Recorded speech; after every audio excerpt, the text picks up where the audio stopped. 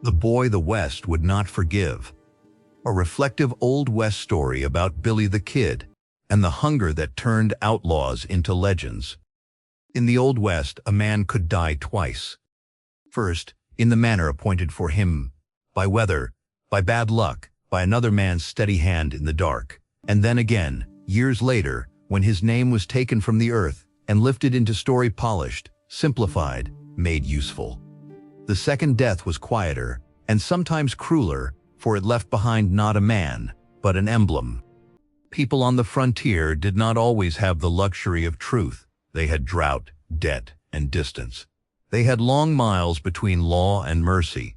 When life was that hard, the mind reached for something it could hold, a villain to fear, a hero to cheer, a single face to wear the blame for 100 private sorrows. That is how Jesse James became, to some, a champion of the defeated, and to others, a cold-hearted robber who hid behind a cause. The same question followed him from campfire to newspaper office. Was he a popular hero or a cruel killer? But the West asked that question of many men, and asked it most insistently of a boy. They called him Billy the Kid. His story is often told as noise, hooves, gunfire, a blur of daring escapes. Yet if one listens with patience, another sound rises beneath the legend, the thin, persistent ache of a child who wanted a home, a young man who wanted a pardon, and a frightened soul who did not know how to stop running. This is that sound, laid out like a long road at dusk, a name given to a boy who was already leaving. Before he was Billy the Kid, before he was William H. Bonney, before he was a name that sold papers, he was Henry, small enough to be overlooked, old enough to understand what it meant to be hungry. His earliest years were not a chapter of heroism but a simple struggle to remain. He lived among crowded rooms and uncertain meals, beneath roofs that belonged to others. If he learned anything young, it was the art of watching hands, watching faces, watching for the moment when kindness turned to impatience. His mother, Catherine, carried illness with her like an unseen bundle. She moved west, as many did, chasing air that might let her breathe. New Mexico promised sunlight and space. It promised a kinder climate. Promises were cheap in the West, but people bought them anyway. For a brief time, there was a semblance of steadiness. Catherine married again. There were towns with Spanish names, streets with dust instead of stone, and evenings that cooled quickly once the sun fell away behind the hills. Then, as if the land itself had grown tired of granting mercy, Catherine died. No flourish marked it, no grand music, only a boy left standing where a family had been. The man who was now his stepfather did not take him close. Perhaps he did not know how, perhaps he did not wish to. Whatever the reason, Henry was set adrift with the quiet cruelty of indifference. That is the first wound in Billy the Kid's story, and it did not show on the skin. He found work. He found temporary beds. He found companionship in the way stray dogs do, by following warmth where it appeared, and leaving when it vanished. And then he made a mistake. Perhaps it was petty, perhaps foolish. The details mattered less than the consequence. A jail cell, cold walls, the realization that in the West, a young man could be marked early and never fully unmarked again. Henry escaped. The method became legend, told and retold with admiration, a boy slipping away as though smoke could not be held in a fist. But the truth behind it was simpler. He was afraid. He could not bear to be locked away, to become a forgotten thing behind a door. When he climbed out into open air, he did not become free. He became pursued. And when a boy is pursued long enough, he begins to believe he has always been guilty. The desert's education. The territory gave Henry its harsh schooling. The desert taught him that a man could ride for days and still not outrun himself. It taught him to read the horizon for weather, to judge a stranger's intent by the way he held his shoulders, to keep his hands quick and his words quicker. He took on the nickname Kid, The way the West gave labels to anyone too young, too reckless, too unanchored. It was not a title of affection. It was a warning, a dismissal, and a prophecy all at once. He drifted into the company of men who stole horses, gambled away their wages, and spoke of fortune as if it were a woman they could catch by force. He worked when he could on ranches, in camps, yet the work never lasted. The West was full of jobs that ended suddenly and friendships that did the same. There came an argument with a blacksmith, a man larger and older. Words sharpened, pride rose. A moment arrived that could not be called back. A shot cracked the air. By the next day, the man was dead, and Henry had crossed another invisible line. It is easy to say he chose the outlaw's path. It is harder, and more honest, to admit that the path often chooses the boy who has nowhere else to go. After that, Henry did not merely run from the law. He ran from the version of himself that had believed life might still be ordinary. He began to use another name, William H. Bonney. A name can be a refuge, but it can also be a mask that becomes the face. Lincoln County, where men bought law like lumber. Lincoln County was not a place made for innocence. It was a junction of commerce and ambition, and it sat far enough from the east that order arrived late, if it arrived at all. In such places, power gathered around store counters and courthouse doors. Merchants extended credit and collected obedience. Sheriffs were elected, but influence sat behind the election like a shadow.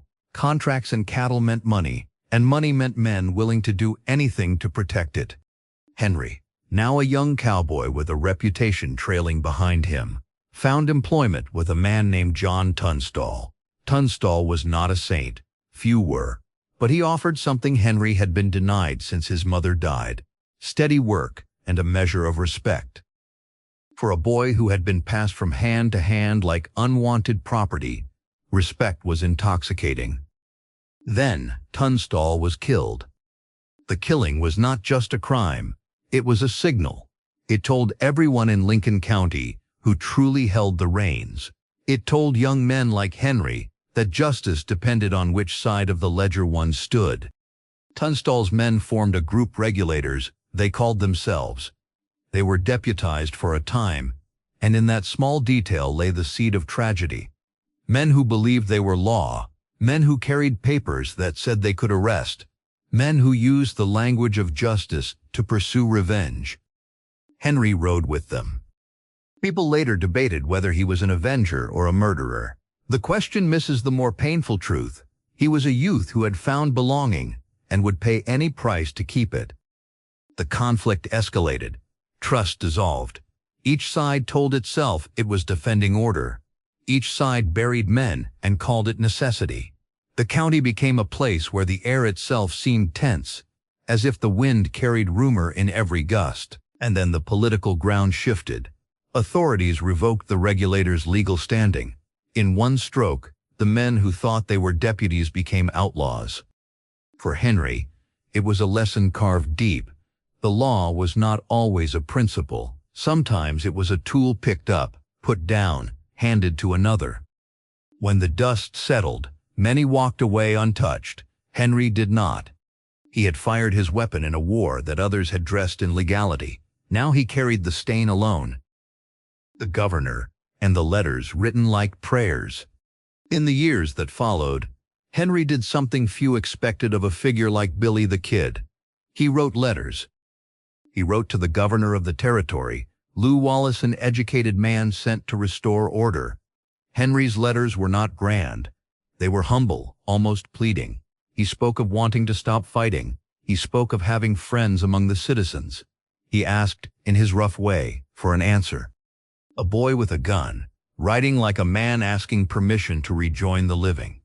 One can imagine Henry holding the pen with hands more accustomed to reins. One can imagine him choosing each word carefully, as though words might build a bridge back to safety. Wallace responded. There were meetings arranged, promises suggested. Henry testified, offering names and knowledge in exchange for the pardon he believed was being held out to him. For a moment, a path appeared narrow but real, leading away from the outlaw's life. Then the path closed. Politics interfered. Powerful men slipped from consequence. Indictments became paper and paper became smoke. The pardon did not come. The understanding, whatever it had been, dissolved into ambiguity and delay. Henry was left exposed. That betrayal, whether intentional or merely convenient, did what bullets often fail to do. It finished the work inside him. It told him that even when he tried to surrender to the system could not be trusted to keep its word. He returned to the only logic the frontier had taught him reliably. If you are not protected, you must protect yourself. If you are not forgiven, you must keep moving. And the longer a man keeps moving, the more the world insists he must be chased. The making of Billy the Kid. At some point, Henry ceased to be Henry in the public mind. The name, Billy the Kid, gained weight, and with weight came distortion. Newspapers turned him into a figure larger than life. They counted his supposed killings as though tallying trophies. They described his escapes with admiration. They made him a character, sometimes wicked, sometimes charming, always useful. The truth, as always, was more ordinary and more sorrowful. Billy was young, small-framed, quick with languages, able to slip between English and Spanish with the ease of those who grow up among mixed tongues. He was capable of laughter and kindness, and also capable of reckless cruelty when fear rose high enough. Those who knew him spoke in conflicting ways. Some remembered a quiet companion, a rider who loved speed, a boy who enjoyed company. Others remembered the danger, the suddenness, the way trouble gathered around him like storm clouds around a peak. The West, hungry for meaning, did what it always did. It chose whichever memory fit the story it wanted to tell. And Billy himself, he did not control the telling. There is a particular sadness in being famous for a version of yourself that is not entirely yours. A man can become trapped inside his own legend, forced to live up to it or die by it. The West did not grant Billy the privacy to change. He became, in the eyes of many, the face of lawlessness. Yet lawlessness was not born in him. It was born in the county's corruption, in the territory's thin authority, in the way money bent justice until it broke. Billy was the spark people could see. They ignored the dry brush that made the fire possible.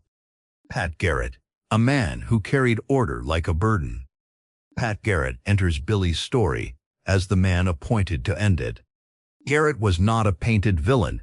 He was a frontier man, like so many others, shaped by hard travel and harder choices. He understood that order was fragile, and that if the territory did not appear capable of enforcing law, it might never become more than a wild margin of the nation.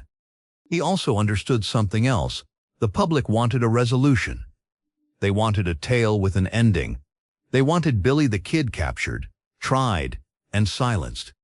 Garrett had known the world Billy came from: saloon conversations, ranch labor, the thin line between honest work and desperate theft. That knowledge made his duty heavier, not lighter. To hunt Billy was not to hunt a myth. It was to hunt a young man who had become a problem too large to ignore. The pursuit dragged on. There were betrayals and false leads, nights of waiting in cold darkness, long rides beneath stars that offered no counsel. Garrett's men grew tired. Billy's circle grew smaller.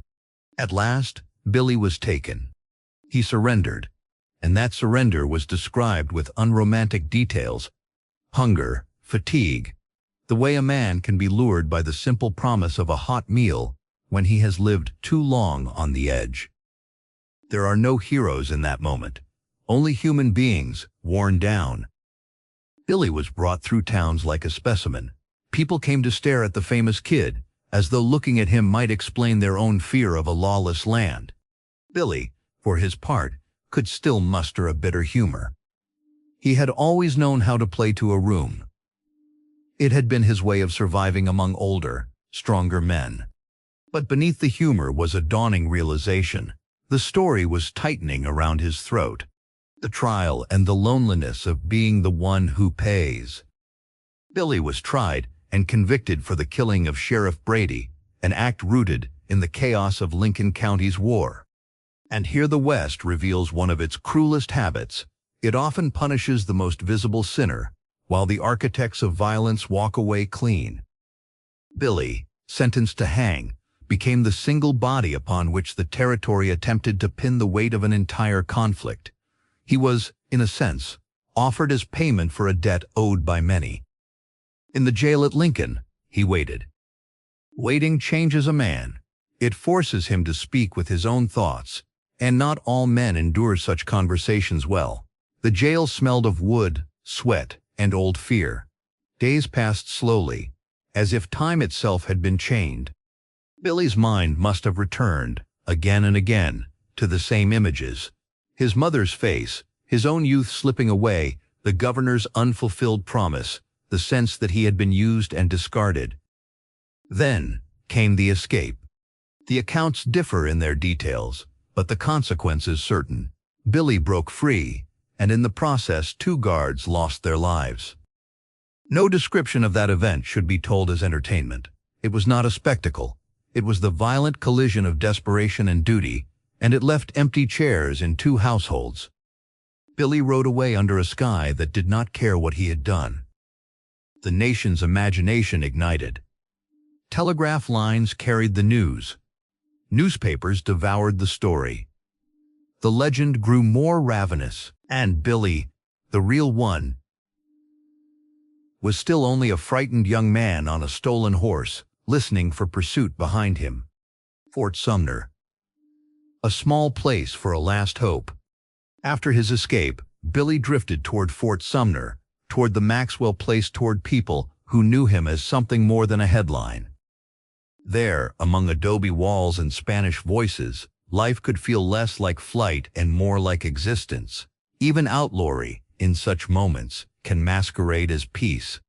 Polita Maxwell, remembered as close to Billy, stands in the story as a reminder that even in hard lands, affection survives. One may imagine her looking at Billy not as a symbol, but as a boy grown weary, someone who could be gentle when not cornered. For Billy, such a place offered a dangerous temptation. The temptation to believe he could begin again. But beginnings in the West were often punished. Garrett came, as he must.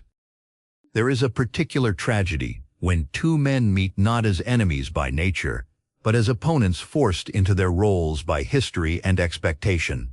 Garrett carried the territory's demand for order. Billy carried the territory's accumulated failures. Neither could easily lay down his burden. Quienius? The last question. On the night of July 14, 1881, the air at Fort Sumner held the day's warmth long after the sun had gone. Darkness sat close to the ground. The world was quiet in the way deserts are quiet still, listening. Garrett and his deputies moved with care. They entered the Maxwell Place near midnight. Shadows turned every corner into uncertainty. Garrett waited in Pete Maxwell's room. Then Billy came in. Perhaps he was hungry. Perhaps he had come to speak with Maxwell. Perhaps he believed, for a breath, that Fort Sumner could remain what it had felt like, a pocket of shelter. He saw figures, men where men should not have been. Billy spoke in Spanish, softly, not to boast but to understand. ¿Quién es? Who is it? In that question lies the whole of his life. A boy asking who stands in the dark. A man trying to identify the shape of fate before it reaches him. A whisper answered. A recognition passed between men. Garrett fired. Billy fell and did not rise again. No grand duel, no clean moral lesson, only a sudden end and the heavy silence afterward. In the following hours, people would speak of justification, of necessity, of law finally prevailing. Others would speak of loss, of youth cut short, of a boy who had never been given a true chance to become anything else. They buried him the next day. He was 21 years old. The second death, when the man became a story. After Billy was laid in the ground, the West did not let him rest. Writers and opportunists took hold of his name. Some turned him into a devil. Some turned him into a folk hero. The truth was cut into pieces and distributed according to appetite. And this is where Billy's story meets Jesse James in spirit, though they lived far apart. The West and the nation watching the West kept asking the same question, over and over, because it was easier than the real questions. Was Jesse James a hero of the people, or a cruel murderer? Was Billy the Kid a wronged youth, or a remorseless killer? The answers, if one is honest, are unsatisfying. Jesse James, whatever grievances he claimed, chose again and again to rob, to pursue notoriety, to keep the war alive inside himself long after the cannons had fallen silent. Billy the Kid, whatever charm he carried, caused real harm and cannot be washed clean by youth alone. Yet neither can be understood without looking at the hunger behind the legend. The hunger of a country trying to make sense of a violent frontier. The hunger of poor people wanting a champion against moneyed power. The hunger of officials wanting a single name they could destroy to prove they were in control. Billy became that name. He was not the whole of the West's lawlessness. He was its most convenient face. And he was also, undeniably, a boy shaped by abandonment, by fractured promises, and by the terrible arithmetic of survival.